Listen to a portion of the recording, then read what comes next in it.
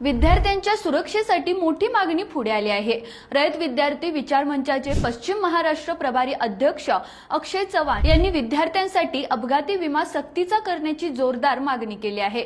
25 जानेवारी 2025 रोजी त्यांनी कराड दक्षिणचे आमदार अतुल भोसले यांना निवेदन दिलं होतं आणि आता या मागणीचा पाठपुरावा जोरात सुरू आहे। आमदार भोसले यांनीही या विषयाची गंभीर दखल घेत थेट मुख्यमंत्री देवेंद्र फडणवीस यांना पत्र पाठवलं आहे। प्रश्न गंभीर आहे।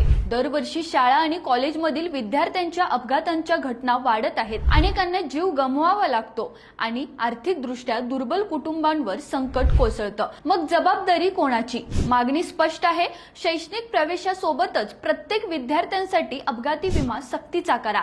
या मुद्द्यावर हिवाळी अधिवेशनात आवाज उठवण्याचं आश्वासन देण्यात आलं आहे। पालक आणि विद्यार्थी वर्गातून या मागणीला मोठा पाठिंबा मिळतोय। आता सगळ्यांची नजर सरकारच्या निर्णयाकडे। विद्यार्थ्यांच्या सुरक्षेसाठी विमा योजना कधी लागू होणार असा प्रश्न उपस्थित होतोय।